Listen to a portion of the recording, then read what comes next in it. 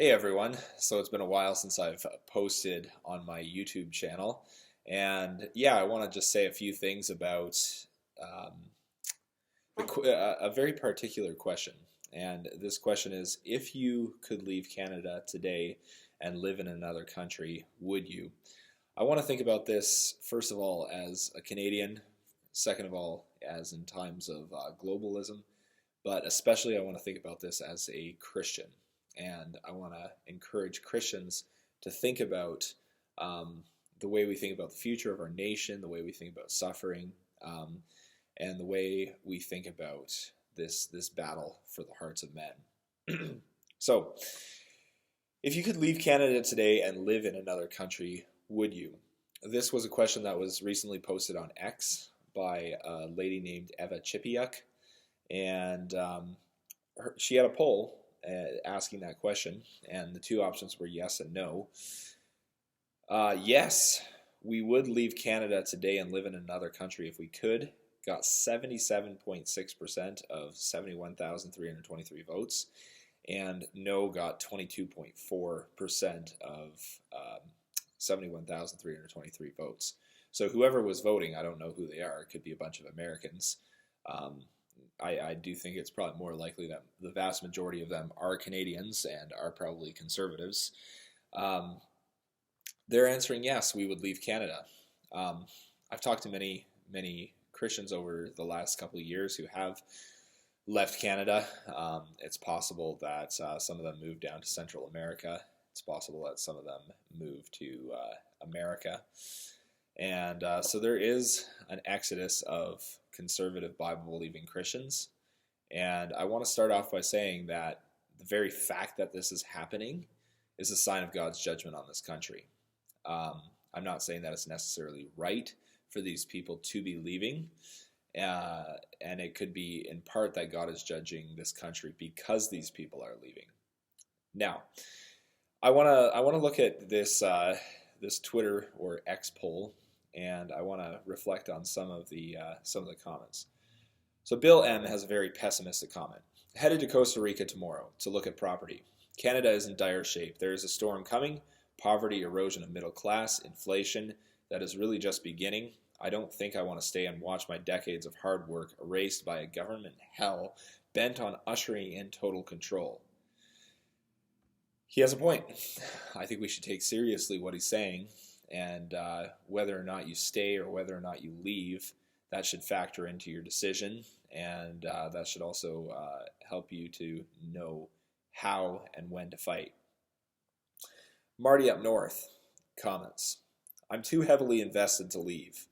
I just have to keep fighting, which is frustrating because after 35 years of working, I should be able to enjoy the fruits of my labor.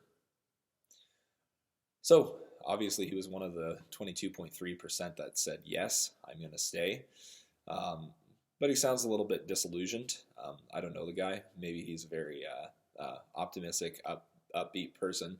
But there's a bit of disillusionment, even in the yes, I'll stay.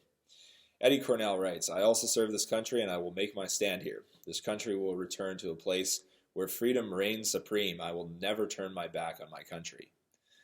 Again, there's a more optimistic, positive comment, but again, there's there's a bit of a sense of, yeah, you know what, we're in a bad place. We're in a bad place. He's definitely hopeful that we can become a free country again, but we're still in a bad place. Victoria L59 comments, permanently no. I love Canada the way it used to be. I want my Canada back. So there's a sense of this place is changing. Dusty Rose writes, I split my time between Texas and Canada, and I much prefer Texas for the existing and entrepreneurial business opportunities. Capital abounds and regulations don't strangle you.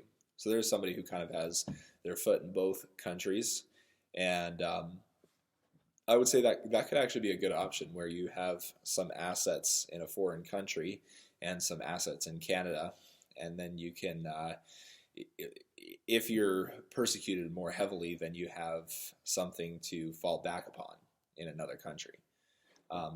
So yeah, so I appreciate that comment. Jody Darouge writes, "Yes, the Republic of Alberta. Now there's an Albertan."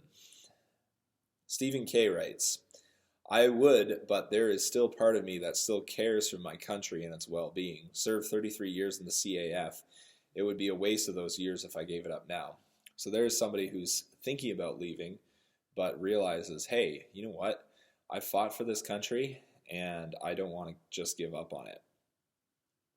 Another person writes, Peter Hessels writes, "That is exactly what my wife and I are doing. We already have a home abroad. Just have to sell off our stuff. Have a one-way ticket later this year. I can't take it anymore. I just want the government to leave me alone." Again, I appreciate his reasons for leaving. The question is, will the government leave him alone in the country that he's going to? I don't know what country he's going to, but it's a I think it's a valid reason to leave when the government is too overreaching. Uncle Eddie lives. "I was born in this country, as were 3 generations before me. I serve this country with pride. Canada is full of strong people, filled with resolve. The country I know will return stronger, prouder, and full of confidence. Walking away is the easy way out." I appreciate that. I appreciate that. Trudeau milks us dry writes, "Cost of living has skyrocketed, and I don't trust that we won't be financially punished for speaking out politically by the time Trudeau is done." Realistic? I think there's a lot of truth to that. But remember that it's in the punishment that often the victory is found. When good and godly men and women are punished and people rally around, then that creates a groundswell of support against godless and tyrannical governments. I'll continue. Elizabeth W.D. "I would like to leave as it is too depressing to see what this government is doing to this once perfect country. I hate paying taxes to the thieves in charge. My family came to Canada in the 1700s. My kids have all left. Most likely, I will too." Again, a very pessimistic comment. And I want to think about some of these things as a Canadian, as a Christian, as a pastor. Um, Canada is not in a good place. You look at um, the increasing riots that you have in big cities. You look at the cost of living, inflation is going up.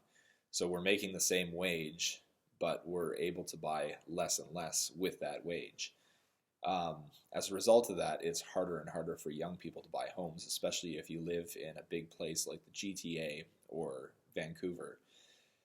Um, so there's a lot of things that are happening in Canada that are bad. Rising censorship, especially if you're a Christian, there's a greater and greater threat to your worldview. And anyone who shares a common love for Christian values is also under threat, especially if you're yeah, especially if you share certain values like a dislike for socialism, a love for hard work, um, uh, a a concern about things like the carbon tax, then you are under threat. And especially if you show your face and express public disagreement, the government will very quickly treat you like a criminal. Just look at some of the protests outside of Calgary recently. There was a bunch of protests against the carbon tax, and not only did police show up, but they showed up in riot gear. And by all accounts, at least it seemed like from the news, these people were not rioting. These people, generally speaking, are hardworking citizens who pay their taxes. And the reason they're protesting is because they plan to pay their taxes and they don't want to be crushed by a heavy weight of taxation. It's the people who don't pay their taxes who are not going to show up to something like that. I think that's important to remember.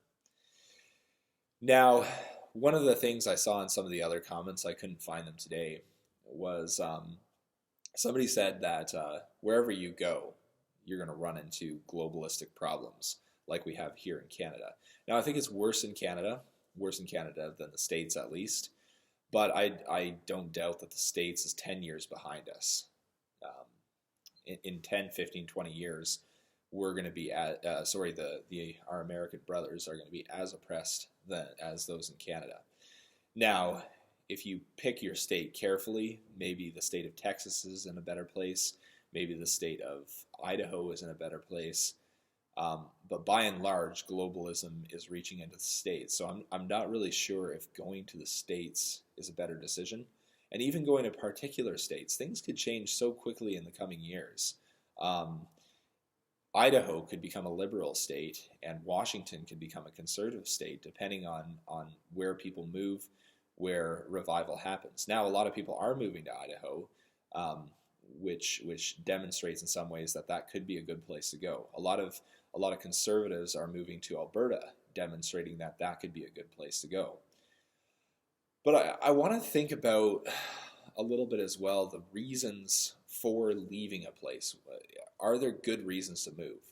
And yes, I do think there are. If you don't see a future for your children in a certain place, there could be a good reason to move. If you don't think you can pass on an inheritance to your children because of a tyrannical government, that is actually a real consideration that Christians should take into account. We do want to pass down an inheritance, especially a spiritual inheritance to our children, but also a physical inheritance if we can as well.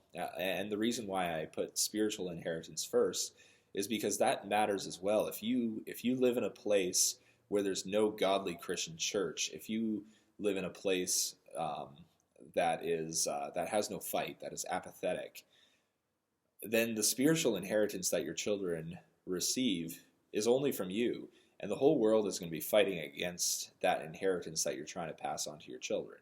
Now, it can be done, but you somehow need support systems outside of the family as well.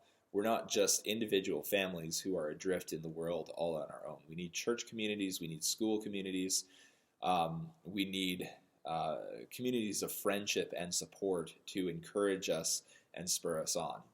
So there are good reasons to move, but there's also bad reasons to move. And one of those is, well, first of all, you've never fought your entire life. You've never said anything, and all of a sudden you pull up stakes and you say, I'm going to move to another country. Well, who says that other country is not going to become a place that is poor soil for your family to grow in? You've not fought your whole life, and now you're moving to this new place, and you're not going to fight there for what's right and true and good and lovely and noble and pure. Who says that it's going to be any better to move because you've not actually learned how to stand for what is right? Another thing is suffering. Jesus promised that in this world you will face tribulation, and to be of good cheer because he has overcome the world. So sure, you might have a little less suffering in Minnesota than in the liberal parts of southern Ontario.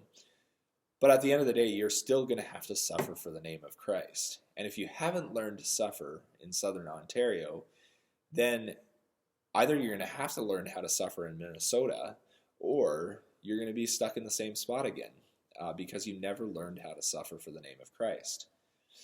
So I do think that there are legitimate reasons to move. I would say if you are in Canada, consider moving to Alberta before moving to another country or to the States. Move to a place in Canada where it's easier for you to thrive and flourish before moving to another country and just totally abandoning ship. You can fight for your hometown. You can do that from within Canada easier than you can from the States. So I would say consider moving to Alberta. A lot of people are moving to Alberta. Move to Edmonton, move to Calgary. I know those are more liberal places within Alberta, but there's also lots of Christians and conservative Christians there, and you can start being a witness and an influence on those cities. I would strongly recommend moving to Grande Prairie, where I live. There's a number of godly churches in this town, and it's been a real blessing for me to be working here at Christ Covenant Church of Grande Prairie, and there's a good community here. There's a good, solid, Bible-believing, God-fearing community here based in Christ Covenant Church of Grande Prairie.